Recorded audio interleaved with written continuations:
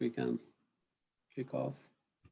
Everyone, this is Saravanan, joined. Hello, Hi, how are you Sarvan. today? Good. Are you beginning to wonder, like me, when we're going to get warm weather? Yeah, today is one of the days. I know, I but thought it's today only was 60. warm. It's only 60. It's nice out. I It's know. I was out perfect. bicycling. I just came back and did a shower. I went for just a short 12-mile ride. Uh, Short 12-mile ride. Haha. I'm seriously, 12. I went 12-mile ride. Yeah, that's not short. Yes, it is. Okay. I'm just Shall we start?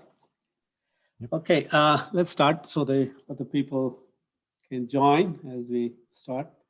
My name is Sridhar Bhatt. Today's PDM is on the value of being a good customer. So we welcome you all for this really interesting talk by Dr. Steve Melnick. He's a professor of supply chain management at Michigan State University. And if you really see his career, it's really impressive. So he's perfect man to talk on this supply chain. He has authored 21 books, over 100 refereed journal articles, and numerous practitioner articles. His research focus includes supply chain risk and resilience, strategic supply chain management, supply chain cybersecurity, which is like nowadays it's such a hot topic, and certified management standards. Dr. Melnick sits on editorial review board for a number of numerous journals. He's not a new to our APEX or ASCM. So he's from 2014 to 2016. Dr. Melnick was a member of the APEX board of directors. And also he has associated with other universities like Newcastle in Australia. And, he's associated with many other organizations like Academy of Operations, Supply Chain Divisions. So he's a distinguished scholar in this field. And in 2018, Dr. Melnick received a Withrow Teacher Scholar Award from Eli Board School of Business, Michigan State University, in recognition of his work, and both as a researcher and a teacher. This is more interesting is that his recent work has included a study for the Department of the Navy addressing the question of how good a customer was, the Navy, and the study of the National Defense Industry Association regarding supply chain cybersecurity. So without further delay, over to Dr. Steve Melnick. Welcome, Steve. Thank you very much. And let me do the following. I'm going to get things, and let me just get everything into order. So I apologize.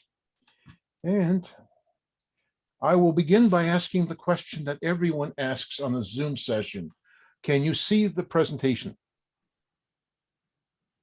Any problems? Yes. Good. Yes. A bit of background. I've been working for the last little while in the whole area of supply chain cybersecurity. And so what we've seen recently with the Colonial Pipeline malware attack, ransomware attack, is not new. We're going to see more and more of it.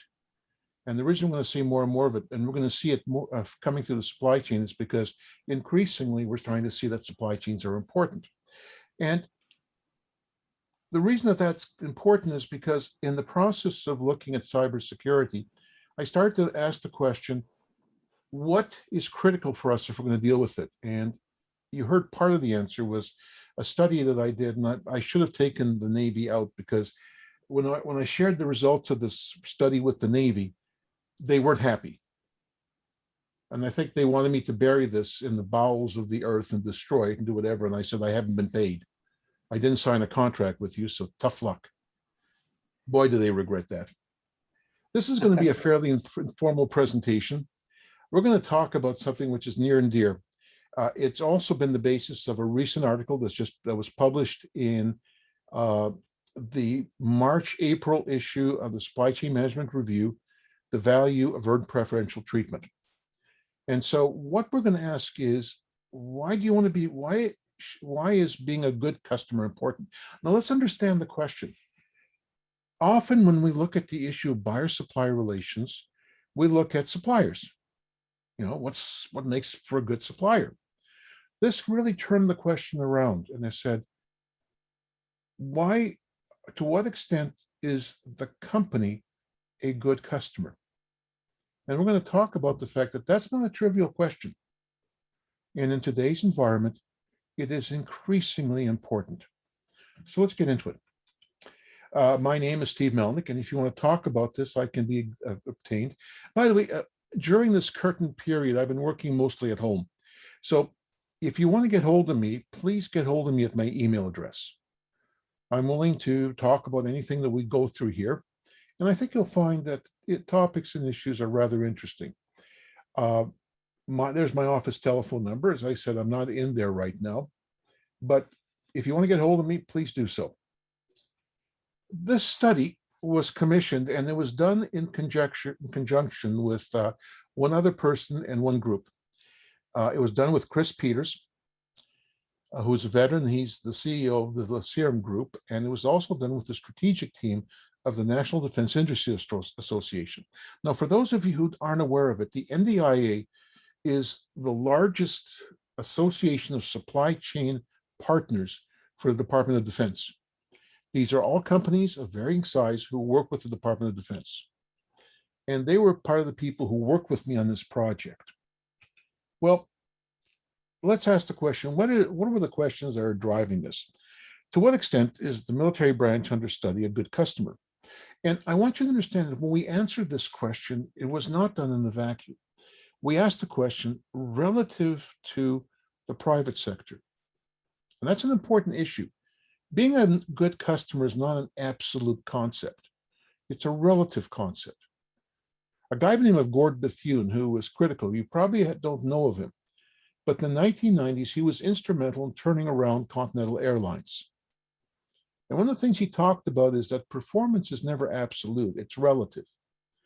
You don't have to be the best, you just have to be better than everyone else. Or as the one person said when he was being pursued by a bear, and the other person said, "Why are you running so hard?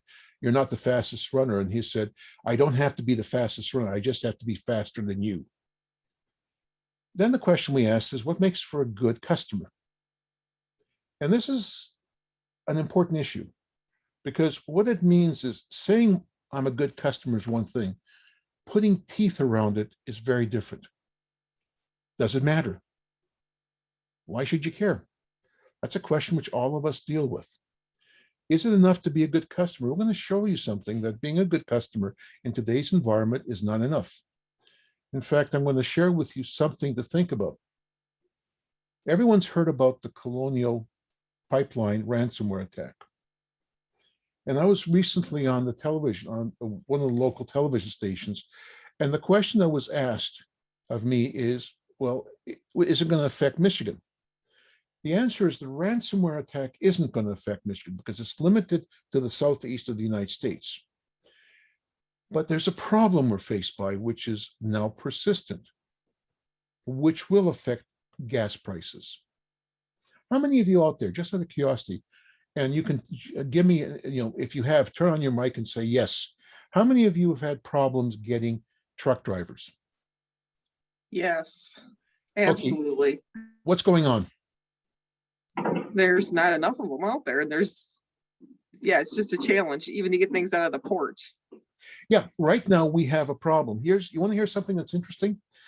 3 years ago, the percentage of tanker trucks engaged in moving gas from the refineries to the gas stations, the number on average, the idle tanker trucks were 10%. They're in excess now of 30%. And what do you think happened? Well, what happened was the pandemic. What do you think? How many of you remember what happened in April and May, March, April, and May of last year? How many of you remember the lockdown? Well, what did the lockdown do to our driving? We didn't drive much. Yeah, we didn't drive much. And therefore, what happened to gas prices? Dropped. They fell. Oh, no, I wasn't driving. Okay, look, here's a point. I'm the comedian. I tell the jokes, you laugh. You don't do that. Don't take the Will do. joke. Look, we're going to have fun. We only have 15 people here. Let's have fun in this session. Well, the problem is, what do you think the companies did? They let go of a lot of their truck drivers. On average, 70% of the truck drivers which were engaged in moving gas from the refineries to the gas stations were released. What do you think they did? They have to find something else. They found other jobs. Yeah. Guess what's happened now? Yeah, You know, that's so true. these issues are not trivial. The thing is, people are looking at what's going on in a very simplistic way. As I said to the person on Channel 10, WILX, that, you know, it's not a simple answer. And then asking, you know, and then rethinking, we're going to look at what's going on in supply chain in the post-COVID-19 world. And then we're going to focus two issues. What are some of the new mandates, and why are people focusing more and more attention on small to medium-sized companies? Okay, let's go on. Well, it started with a call. Let me give you the scenario. September 17th, I'm in my office. And in the past, in September, I would have been in Australia, and I decided to resign because I found out I couldn't serve two masters. So I was in my office at Michigan State University, and I got a telephone call. It was the secretary of the branch. Now, at this point, I'm thinking to myself, I don't know what to do. Do I stand up and salute or what? And what he asked me to do is to help work with the NDIE on the project. And the reason he knew about me is because I did a project previously for the NDIE on small and medium-sized suppliers and the DFARS cybersecurity standard in 2018. And the question he asked is, we want to know the extent to which we're a good customer. Initially, that kind of blew me, kind of why? And then I thought about it. Let me give you the rationale. One of the major rationales for his call was the shrinkage in the supply chain. There was an article that came out in June of 2019 in Bloomberg Law, and it talked about what's happening in the Department of Defense supply chain. It pointed out from 2009 to 2018, the vendor count had fallen by 27%. Now, I want you to think about this because I want you to go to the third point. This occurred even though the government spending had increased by over 39% in the same time period, which meant you had fewer suppliers, but you were spending more on each supplier. The question was then asked in the article, well, was this consolidation? That seemed like a reasonable answer. And what happened was rather interesting. We found out it wasn't consolidation. This was limited primarily to small to medium-sized enterprises. They were exiting this department. And this was important. How many of you have found yourself faced over the pandemic period by what's known as a silent bankruptcy? One of your small suppliers decides to close their doors and doesn't tell you. Anyone have that experience? By the way, why are small to medium-sized suppliers likely to close their doors rather than declare bankruptcy? Is it because they're tied to personal income? Like a Not person's- simply that, but you're close. If you declare bankruptcy, what happens when you come out of bankruptcy and you want to borrow money? No way. Why not? Because Yeah, you credit declared rating. bankruptcy, you're going to leave me hanging. Right. They pay higher interest rates, and their probability of getting a loan is 25% less. So they just close doors. I had one company I was talking with in England, and they make rides for Chuck E. Cheese. They have a supplier in Guangzhou, China. They couldn't get hold of that supplier. They had another supplier close to that supplier, and they asked, could you see what's going on with this supplier? They went out, and the factory was closed. They just simply closed and didn't tell anyone. One other thing happened at the February National Defense Industry meeting I was at. We had someone that was complaining that the Pentagon had put out an RFP, a request for proposals, and no one bid. So there was indications that something was going on. So what happened? We began on September 27th. From September 27th to September 30th, we developed a survey, which is rather fast for academics. We are known for our speed. I think molasses in January beats us every time. It was launched September 30th. We got over 1,300 responses in a time period of 4 weeks. Because it was launched September 30th, closed October 25th. The first report to the military, to the branch, was generated on October 28th, and then we had a briefing in Washington, D.C. on September 13th. So what happened? Well, the concept that we're going to talk about is interesting. Why? As I point out at the beginning, often when we talk about buyer-supplier relations, we talk about looking at it from the perspective of the customer. The idea being that good customers fire bad suppliers. That's changed.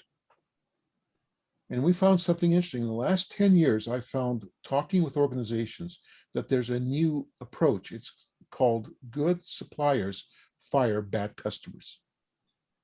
By the way, are there any benefits of having a good relationship with your supplier? There's a lot of benefits. Yeah, what are some of them? Again, remember, we only have 15, one of whom is a speaker, me, which means 14. Boy, do I attract people, don't I? And so the question is, why does it matter? If you're a good customer, how does that translate? And I don't want you to talk about lower prices. What are some of the benefits? Collaboration on product development. Yeah, and not only collaboration, but if you're a good customer, who do you get to work with? Remember, your supplier can give you the A team or the B team. Yep. The A team are their stars. The B team just graduated. It's the difference between Rocky and the Three Stooges. If you're a bad customer, how many of you have gotten the Three Stooges? How many of you have been in this following situation? You've seen the A team sell you the product, the service, the software. When it comes for it to be implemented, you get the B team. That's typical. Yeah, so here you get access to the A team. What else happens? So you get development, collaboration. What else happens? I think the good customers will hold you even in bad times. So, Okay, that's an important issue. That's an issue that I want you to pick up on, because how many of you remember 2008, the Great Recession? How many of you remember what happened in the automotive industry? We saw what happened in the automotive industry, and it was frightening. The automotive industry prior to that had encouraged a lot of the small suppliers to consolidate, and they pushed innovation down to the small suppliers. The offer was a fairly simple one. Consolidate, you take over innovation, and we'll pay you a bit more to pay you back for the cost of innovation. And the recession hit. And what did they do as a rule? Demand went down. Guess what happens to their purchases? You know, it's almost like watching the Godfather film. How many of you remember what the main word in there is? I'm going to kill you, but don't take it personal. It's business. It's that type of attitude. And I saw one example where a company that had invested heavily almost went bankrupt. It was sustained by 3 companies: Toyota, Mercedes, and Volkswagen. Those 3 companies understood their commitment. They came out of the recession and they had come up with a new piece of technology. And GM was one of the companies who had dropped them when the demand fell. And GM wanted to sign a contract to get access to this new technology. And the vice president told me the story, and he said, we are sitting across from this very distinguished board of people from GM, all high-level people. And we looked at them and said, priority in any new technology goes to Toyota, Mercedes, and VW. If once they have gotten their fill, we can work with you. Well, we're GM. We can give you a bid contract. And the guy looked at him and said, is your name Toyota, Mercedes, or VW? You get access to first technology. You get access for problem solving. And increasingly, you also get access to information. And if you're going to do visibility, you've got to be a good customer. You know, that's not a new concept. Joe Sander, who used to be at Michigan State, talked about earned preferential treatment. And I didn't realize it until I began this project, but it's a powerful concept. And what's interesting, in the automotive industry, they've been looking at this since 2010. That's when John Henke of Oakland University developed the Working Relationship Index, which is an index where he goes out to the first tier suppliers and he asks them to evaluate their customers, which is Toyota, Ford, Honda, Nissan, and FCA. Now it's owned by Plant Moran. And one of the things he found there is that those companies, which are good customers, are able to do things which other customers cannot do. And we're going to get that back to that, because what's affecting the auto industry just recently? What's affecting the auto industry just recently? Chip The chip shortage. shortage. Yeah, chip shortage. I'm going to Followed give you by some. resin. What's that? Followed by resin. And here's something that's interesting. One company that hasn't been affected by the chip shortages is Toyota. We're going to see that in a minute and why. So anyway, we started to look at this, and what happened is they gave us 4 factors, and typical, and our focus was small to medium-sized companies. Why did we focus on small to medium-sized companies? Really, they're very much an unknown entity, and I mean it from all perspectives. Often we find small to medium-sized companies treated like small big firms, and they're not. They don't have the resources, they don't have the financial capabilities. We visited in the course of another research project a company in San Diego, which has 25 employees. That company cannot do some things that a large company with 400 to 500 employees can do.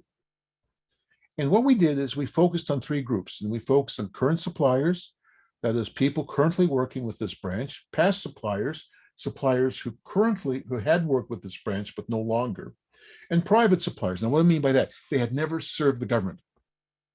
And we put them in because we wanted to see if there was a difference. Again, it's relative. It's not relative to the past. It's relative to everyone else. The survey was developed. We used purchasing experts. We drew on our network, which Michigan State has a fairly good one. And we developed it. And so we also were blessed by having a letter written by the secretary of the branch to the participants. And it was powerful inducement. Now, let's ask the question. What goes into being a good customer? We identified 21 factors. Now, I'm going to show, initially, the branch had 4. We gave them 20. I remember the person who was across from me when he initially got my recommendation that we go to 20 from 4. His comment in the meeting was, initially, I thought you were crazy. And I looked at him and says, I'm academic. I'm an academic. That explains everything. And then he said, but then I left, came back 15 minutes, and I said, you really know it. Let's take a look what's going on. Trust. Is there mutual trust and respect between the parties? Are we profitable? And profitability is kind of an interesting issue because many small companies don't measure profitability correctly. I'll give you a prime example. How many of you out there capture the cost of complexity? How many of you have taken a standard design and customized it for a customer? Anyone? Well, I have seen it. Is that a freebie for the customer? Is that a zero-cost product? There is an Never. additional cost. Never. Never. What type of costs are there? when you customize something and you take a standard product and you customize it for a unique segment, what are some of the costs you incur? The inefficiencies of changeover. Okay, extra so let's stop. engineering. Yeah. So that's let me put that into the cost of building it. What else do you have to do? How about the following? The cost of understanding what the customer wants, the cost of designing for it, the cost of buying for it. If you customize a product, are you able to get large quantity discounts? Probably not. No. Then you have to stock those items. Then you have to build them. Then you have to ensure that they work. Then once they work, what do you have to do in the field? Test. Support. And it's the S word, and it's not that S word. Support and service. You have to support and service it. How many of you capture those costs and report them back to the customer? If you don't, what are you effectively telling your customer? It fits your process and your offering just as well as anything else. Right. It's zero cost. And is that realistic? No. No. It's also joint problem solving. Now, this was important. There are two types of problem solving. There's continuous joint problem solving, where the supplier identifies opportunities and you work together. And then there's problem solving in response to a definite problem. And they broke that out. They wanted a simple and complete request for quotation. They wanted timely awarding of contracts. They wanted clarity of interactions. What top management in the buyer says and what happens from the buyer directly are the same thing. They want predictability of revenue flow. You're a small company. You don't have money. Therefore, it's important that you have revenue flow that can sustain you. They wanted effective conflict resolution. They didn't want to have a situation where it's you're at fault, you solve it. And here's the point. In many cases, when we have a problem, it's a symptom. How many of you have encountered a situation where your customer looks at you and says, we have a problem, solve it? How many times have you been blamed by your customer for a problem? Here's the question for you. If you blame the customer, the person, not the process, what's your probability of being right? No. No, it's Never. better than that. Zero. What's your probability of being right? Zero. No, it's 15%. That means 85% of the time the system's at fault. I hate to say this, people, you get better odds in Michigan at an Indian casino. And they're notorious for their odds. By the way, that's not my observation. It's what's known as Duran's law. Joseph Duran was one of the first fathers of TQM, and he said, whenever a problem goes wrong, 15% of the time it's the person's fault, 85% of the time it's the system's fault. The other thing we were looking for is ease of overall doing business, openness to suggestions and improvements, early warnings regarding orders, problems, opportunities, long-term commitment to the supplier, frequency of communication. That is, are you talking with your supplier on an ongoing basis or only when there's a problem or a bid? Transparency, so that the process is clear. People can understand why certain people got the orders, why others didn't. So there's no confusion. Effective, meaningful performance measures. By the way, this is off topic, but in today's environment, I'm going to make a statement, observation. Increasingly, the task of setting performance measures is going to fall not to the accountants, but to the supply chain people. Why do you think that? Why do you think it's going to fall to the supply chain people?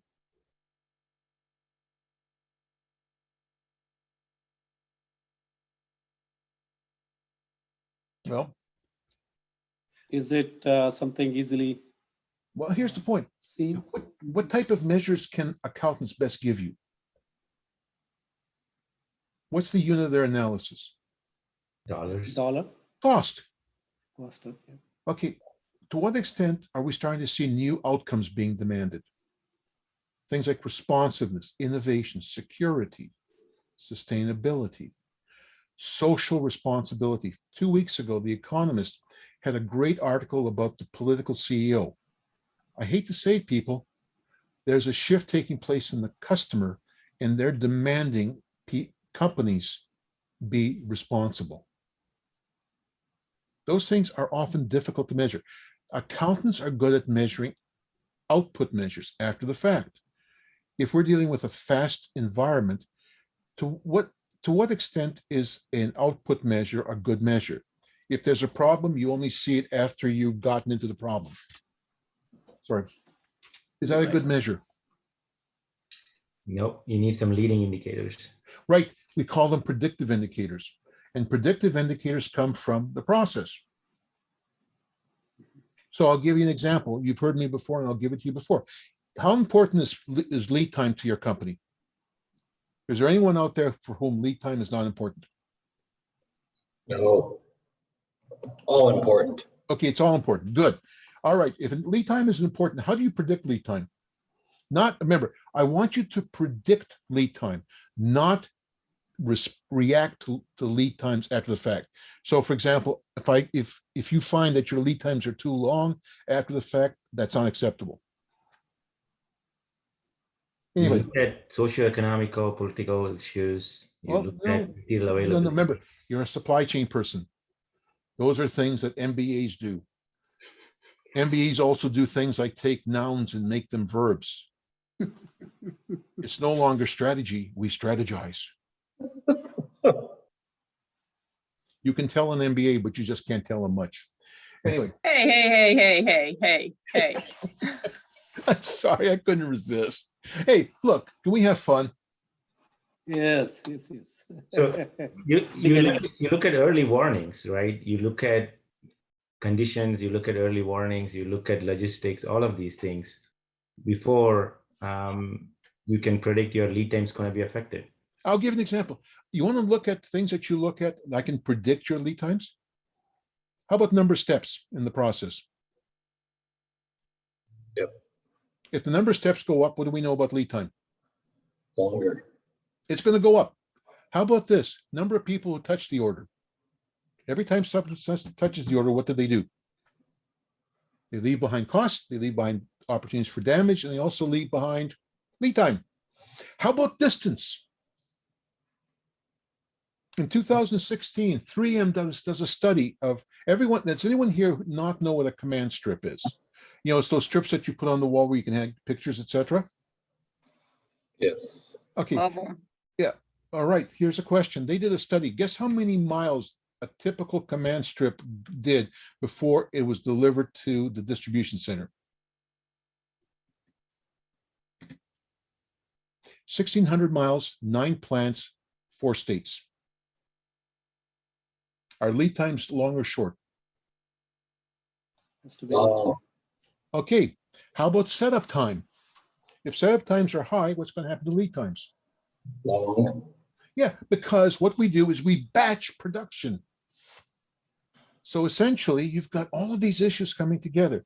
So what you're starting to see is lead time is measures are going to become, because the outcomes are changing and we're moving from output measures to predictive measures. And guess who's the expert in them? You people.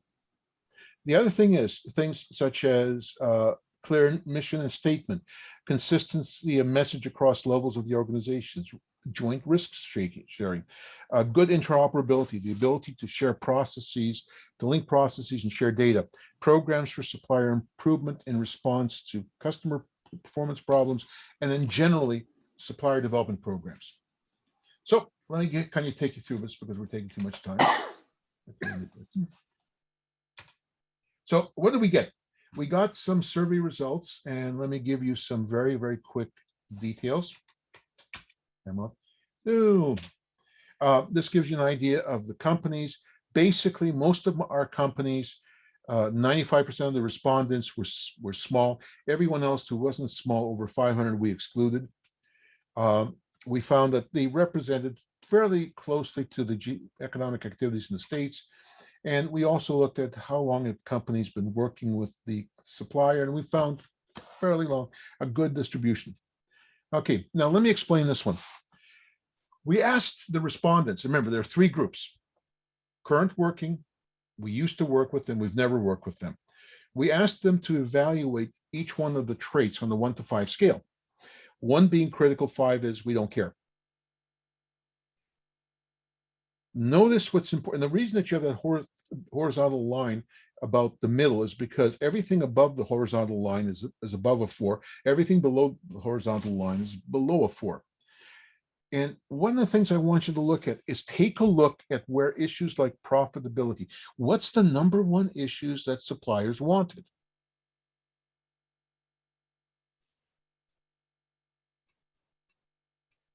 What's the number one issues that suppliers wanted? Trust and respect. Yeah. They wanted to be, even though they were small, they wanted to be treated like they knew what they were doing. And what's interesting is some of the things that the military had talked about, we found were not critical. So, issues such as, risk sharing, etc., were not as critical as things like trust, joint problem solving, RFQs, awarding of contracts, interactions. Now, let me explain. So what you have is you have the mean result, and then the significance is really a statistical anomaly. What I did is I asked a question: to what extent did the 3 groups agree on those topics? And if you have a double arrow, it means we're fairly confident they didn't. And the interesting thing that came out is that in every case, the private sector was a better customer than the branch of the military. Remember, what's the symptom we introduced at the beginning? Your supply base has gone down by 27%, even though your budgets have gone up by 39%. Are these things linked? I think so. This is the one that got the military upset with me. I have found out that the military looks at you and says, we don't want you to publish, etc. And I told them in uncertain terms, you never forced me to sign a contract. You never paid me. I devoted my own resources, so I will use it, but I won't name you. Now, let me explain what this diagram is. What we did for each one is we then asked the suppliers to evaluate the branch and the private and to use the same 5-point scale. Anything from 4 to 5 was you're just nailing it out of the ballpark. Anything from 3 to 4, you're doing a decent job. Anything below 3, we have problems. If you were that branch, what is this telling you? What is this diagram telling you? Put 1 green. What's that? I don't see any green. First of all, no one's doing a great job. Secondly, notice the fact the military is not as good a customer as the private sector. Yeah. This is an important issue. And we tried to explain that this was an opportunity because the thing that came up, we also asked the respondents to provide us with comments. And the comments we got typically were, we want to work with the military, but boy, did they make it hard. So what else happened? Well, we took the data, 21 variables is just a lot. And we have 2 weaknesses. Number one, they don't do a good job of dealing with services and R&D, which is one of the major categories of purchases within the Department of Defense supply chain. But we asked the question, are they somehow aggregated into buckets? And we found 4 buckets. And look what they are. Relationship management. What you invest in to make the relationship work. Communication flow. Supplier commitment. And transaction management. Transaction management, the rightmost bucket, was the least significant. And yet this is the one that the branch believed was their problem, because it is this branch that's under the control of Congress.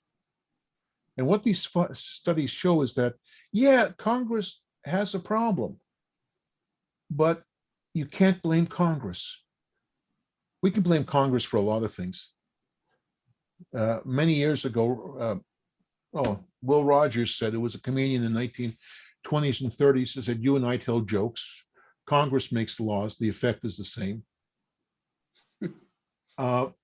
Notice what we found.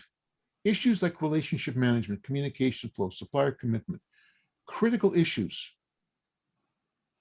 they had not even thought about. So often when you talk to this branch, it was, everyone should want to serve the warfighter. And we tried to explain that that's not going to do it. If you want to get business, if you want to be attractive, if you want suppliers to bang on your doors, you've got to be a good customer. And that means you have to invest in these things. So what else happened? Well, I started to talk with some people in the field who were legends. And we started to see some factors that being a good customer is not enough by itself. And we identified 3 elements that work together. The first element is prioritization. Now, what we found is that too often prioritization focuses on how much do you buy from a supplier. We found that there was another factor no one had ever, very few people looked at. What does it cost to replace a supplier? Let me give you an example. If I was to mention Lockheed Martin, how would you, what comes to your mind immediately? Defense contractor. Okay, big or small? Big. Big. Yeah, big. They're one of the 6. Here they are talking with a supplier of high-grade precision surgical steel, stainless steel. To the supplier, they're not a big customer. They don't buy a lot of high precision surgical stainless steel. The problem is, in the United States, this supplier is one of the few suppliers that can meet the requirements of Lockheed Martin. Right now, they're being pushed, the DoD, and by the way, just to let you know, when it comes to cybersecurity, if you want to see what the future is going to be from the government, I would seriously suggest you go to the Cyberspace Solarium report. Just simply type into your browser, Cyberspace Solarium, and you'll get a 178-page report that was presented to Congress on March 2020. And in it, out of the 84 recommendations, over half are supply chain based. So we're important. And what's prioritization? So what's that case? What he was trying to tell me is that he is concerned about replacing him. If a supplier raises the figurative middle finger, what are you going to do? So we had these 3 elements working together. And so what does it mean? Well, let's take a look at the pandemic and talk about why this is changing and why being a good customer is not just simply important to the military, it's important to everyone now. I'm going to step back and look at the pandemic. 2020 was the year. COVID, stockouts. We saw the limitations, the cost-driven. It's the year that suddenly made supply chain very visible. Prior to 2020, supply chains were like the Victorian version of a child. In Victorian England, children should be seen but never heard. In other words, they should never cause problems. In 2020, supply chains cause problems. And suddenly people became aware of how important the supply chain was. Well, when we sit back, and by the way, I'm going to have you, I apologize for the quality, but this is a screenshot of an executive order that was released on February 24th, 2021. And notice what section 1 says. I'm going to read it out to you. The United States needs resilient, diverse, and secure supply chains to ensure our economic prosperity and national security. And it talks about resilient American supply chains will revitalize and rebuild domestic manufacturing capacity, maintain America's competitiveness in research and development, and create well-paying jobs. They will also support small businesses, promote prosperity, advance the fight against climate change, and encourage economic growth in communities of color and economically distressed areas. Essentially, suddenly people rediscovered the supply chain. Now, I'm just going to be very blunt. Biden was not the only person who recognized this. Trump had a similar decree in 2017. Okay, in the short term, just to give you a brief overview, this is nothing new. I exposed the weakness of the cost-driven supply chain, made supply chains very visible. Essentially, we saw short-term actions like standardization, focusing on product, reduction of product mix. We also looked at, from the small companies, hidden bankruptcies, small companies going under but not telling anyone. It's forced companies to reevaluate the type of supply chains they want. We're now starting to see supply chains are no longer tactical, they're strategic. And we're starting to see a new class of managers. For that, I'd recommend my 2016 article in The Emergence of the Supply Chain Leader. And they try to address the hidden weaknesses. Some of the reasons, nothing new here: buffers, alternate suppliers, global, interconnected, nature of the pandemic, unpredictable. It was an example of uncertainty versus risk. And in the past, we focused on cost first and foremost, problem with suppliers, and there were problems with supplier movements. We talked about those. Well, what are the major challenges? As we came out of the pandemic, companies started to rethink the supply chain. We started to see new outcomes. We started to recognize we had to rethink connectivity. We had to focus more on SMEs, small to medium-sized enterprises. We had to manage beyond the first tier. The thing that the pandemic did is a lot of the developments that became first and foremost were not new. They had been present before the pandemic. It just got pushed to the forefront, and there were new demands. So we saw some of these things, and I'm not going to spend a lot of time. It's kind of straightforward. You've probably seen this before. But I'm going to focus on managing beyond the first tier.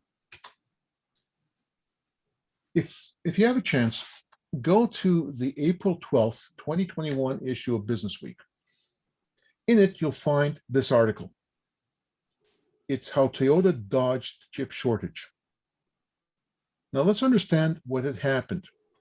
Most of the auto industry in March and April saw demand drop. When they saw demand drop, guess what they did? They cut back their orders for chips. While demand for chips was dropping, what else was happening that affected the demand for chips?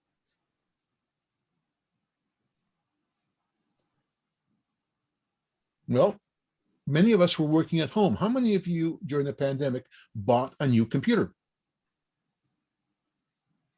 A lot of people.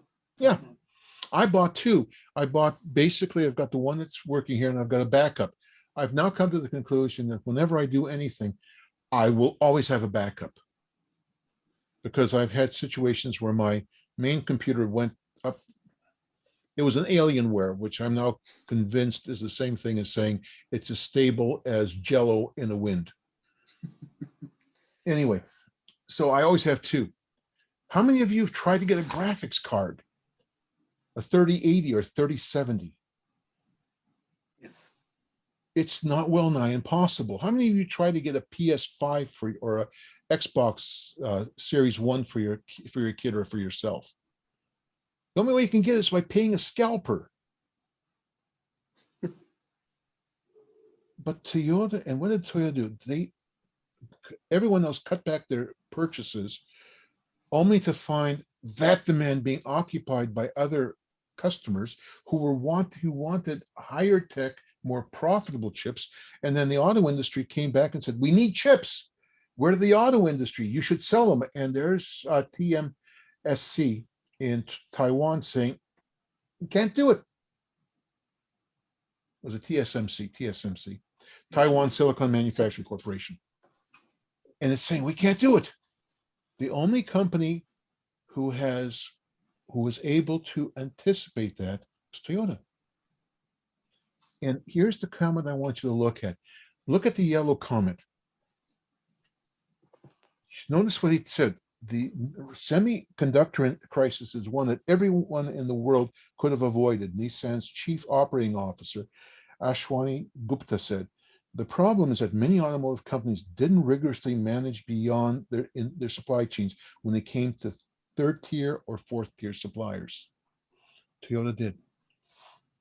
What Toyota understood is the importance of managing the entire supply chain.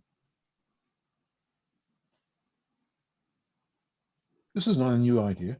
We saw it in November 27, when Mattel found out that a third tier supplier in China put paint that had too high a content of lead onto its toys. and it discovered that in November, by which time it was too late. And so what we're saying is, for us to achieve our objectives, the first tier, here we are, the focal firm. Here we are. The first tier has to be able to do it. Then we have to work with the second tier, the third tier, or the fourth tier. If we ignore the third or fourth tier, there's no problem, right? If we ignore the third and fourth tier, there's no problem, right? Oh, it will create problems. Okay, can you give me an example? Because if those people cannot supply to the next level, then that will cascading effect will be there. Can you give me a concrete example? Because if you can't, I can. Okay, did you know in 2000, Chrysler almost lost the ability to make Jeeps because of cat litter? Hmm. Did you know that?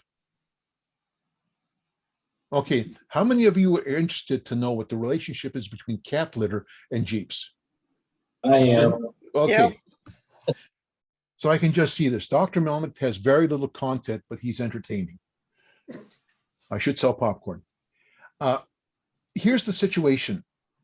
Toyota, Jeep, Chrysler was going through its periodic crisis, which it seems to go through. And what they decided to do is they asked the question of all their products, which one's the most profitable? The answer, Jeeps.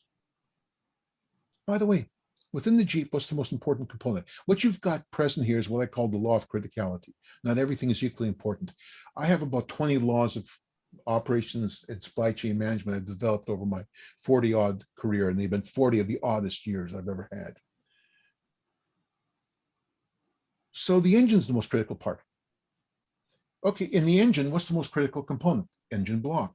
Within the engine block, what's the most critical component? By the way, notice, engine block, engine casting. We're now down to the third tier.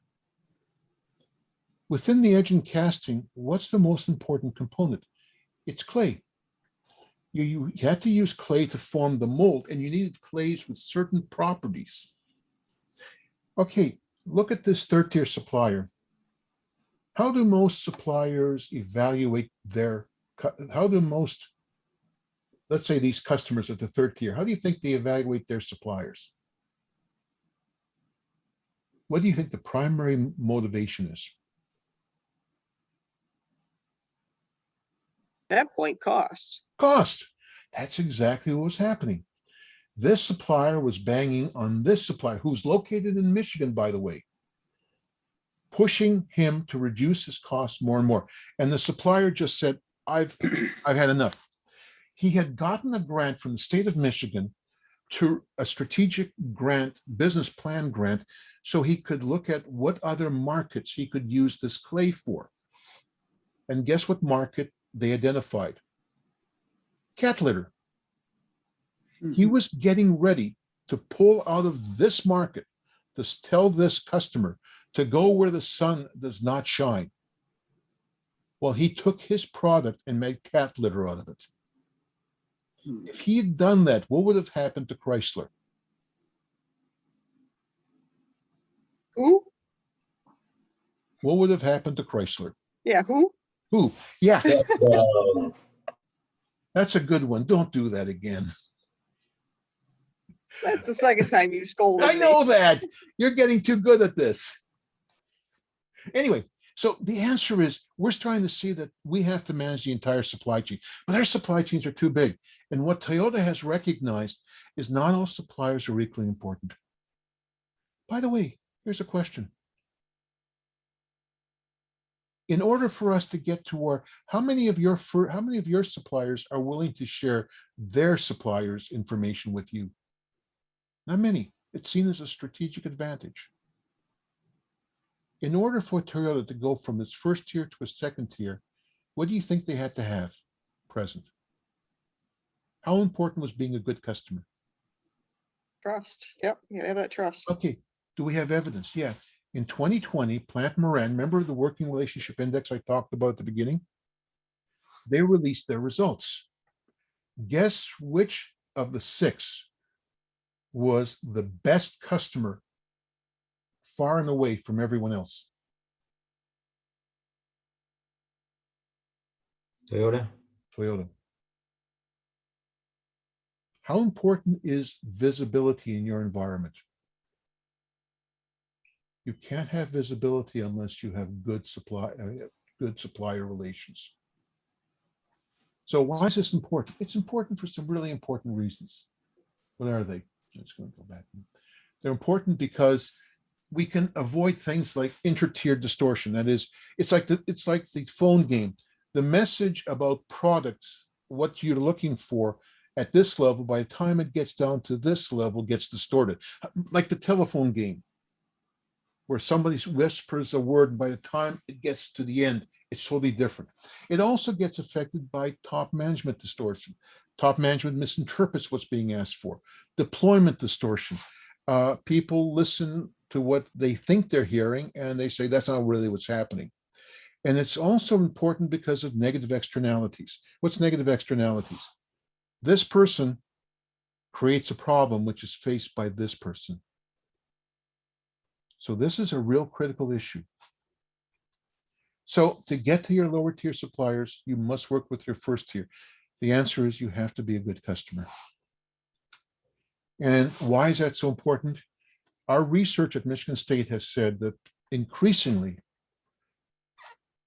companies are being asked to look at 5 mandates. Visibility. Your customer, whether it's a corporation or an individual, wants to know where their product is coming from. Social responsibility.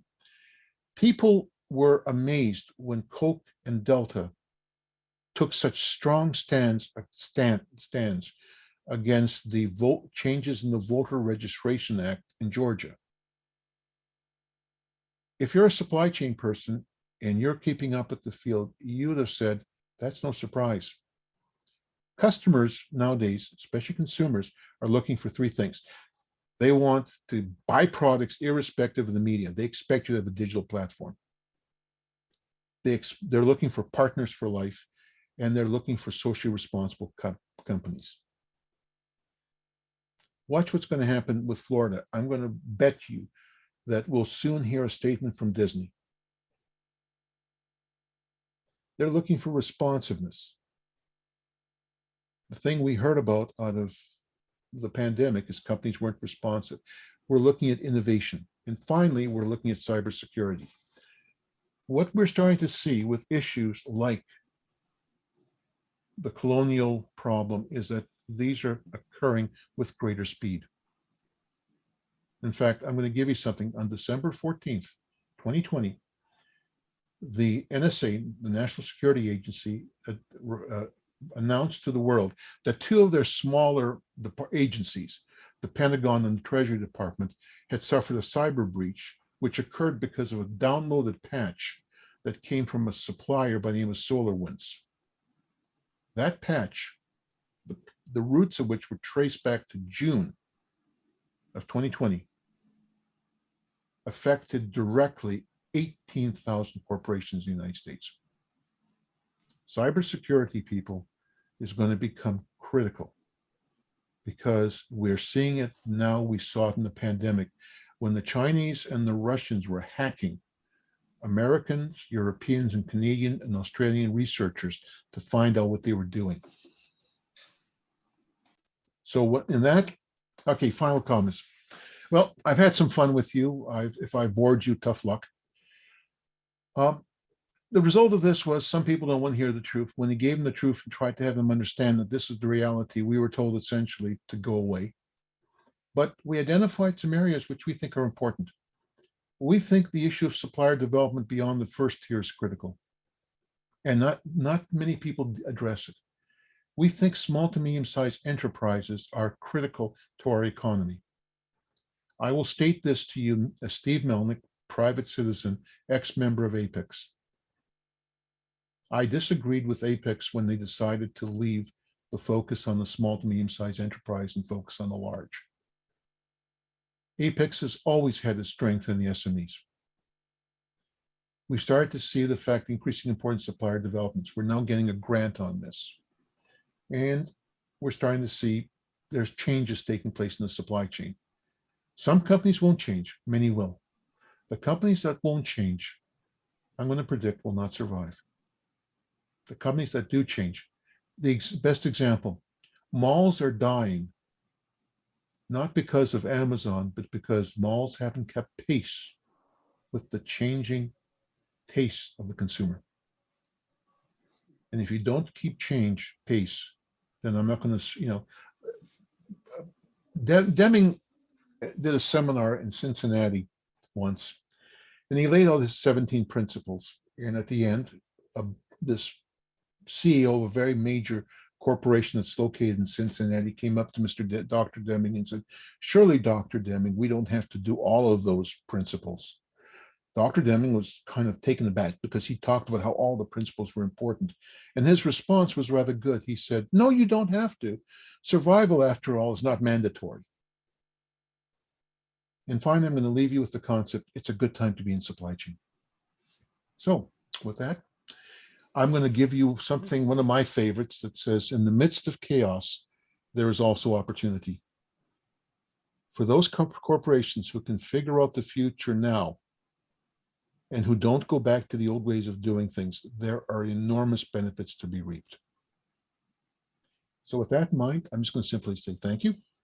I've always enjoyed talking with the APEX ASCM chapter, and I'll take any questions now.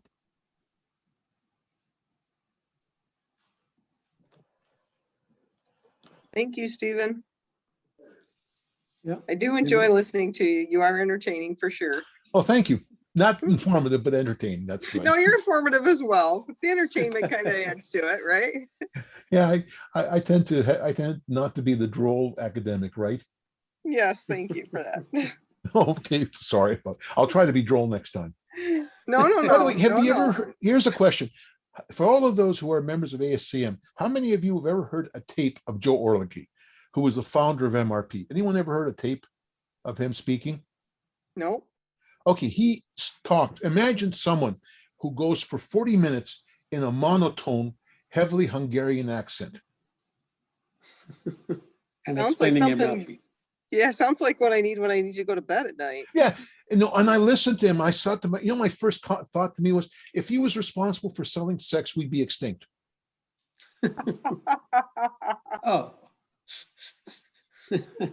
Anyway, I hope that one more comment, as I said, the overheads will be available. Randall has the overheads. If not, I'll ask your secretary to get hold of me and I'll send you a copy. And I'll also give you a copy of the article that was published in the March-April issue of Supply Chain Management Review. Any questions? Otherwise, I'm just going to simply wish you, from my end, thank you very much for being present.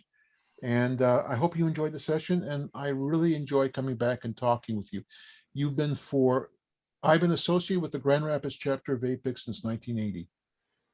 And for me, you've always been one of the touch points in my professional life. Thank You've always been an important element to me. We appreciate you very much, Dr. Yeah. Mel. Thank you. My pleasure. Any questions? Well, it was great. It was a great presentation. Thank you. And Dr. Stephen, do you see this relationship between customers and suppliers differ with industry? Yes. In fact, let me talk about something that's really kind of neat. Good question, and it's a good question. I'll give you an answer, which is going to kind of come back to it in the round. I was approached 3 weeks ago by an organization which does quantitative analysis on cybersecurity. And if you look at the way that we break down industry generally, I'm going to say that there are 4 groups in industry. There is service, there's R&D, there's manufacturing, there's others, things like consulting. So I put in the services, maintenance, etc. And they had data upon which they were looking at cybersecurity health. And what I did was I was able to take their I got a sample of 300 and I looked at their customer set. And I found out that I could classify them by size and I could classify them by industry. What I found is cybersecurity, service, there's no relationship. Service does a good job. Manufacturing, on the other hand, in spite of the size, there's a relationship. Service, R&D, there's no relationship at the high end, the large, small firms, but at the small firms, like 1 to 50, there's a big relationship, negative relationship. So what we're starting to find out is being a good supplier is not one size fits all. It has to be tailored to the size of the company and the industry in which the company is located. And that's a weakness in the study and what's brought out to us when we shared the results with others. We had developed a set because I had worked with people who were manufacturing buyers that was very manufacturing oriented. And people pointed out that I didn't have enough services. So the answer to your question is yes, there should be a relationship and we've got to explore it some more. And we've also got to explore it not only in terms of industry, but also in terms of size. Nice. Yeah. Yeah. I'll give you an example. A firm that's 20, I know of a firm that's got 25 people located in San Diego. It's a spin-off of Rockwell Collins. That firm has to react very differently to initiatives versus a firm that has 450 people.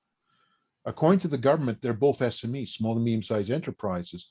But if you're 25 and I give you a regulation, that's going to be a different kettle of fish than if you're 450. Right. So the answer is yes, there's going to be a relationship. Do I know what it's going to look like? No, but I'm starting to get an insight. Okay. Very good. Thanks. Thanks for that answer. Great. Yep. Any others? Anyone else? Okay. Yeah. I think that was great. I'll give you Thanks, this, I'll give you the screen now. You can start, you can get back to it. Anyways, I'm going to say thank you very much. Good night, and I hope everyone has a good summer. Thank you, You Dr. as Steve. well. Yeah. Thank you, everyone, by taking participation in this. It was a good, interesting talk, and that's especially a new topic. Good, being a good customer. Thanks, Dr. Steve, and excellent. Thank you. Yeah, Thank have you. a good evening to everyone. Yep. Thanks, Sridhar and Kathy, for organizing this. Yeah. Thank you. Yeah. Thanks for Sridhar. attending. Sharon. Sridhar, can you hang on a minute, please? Sure. I want to talk to you about the website. Sure. We started to talk about the pictures and then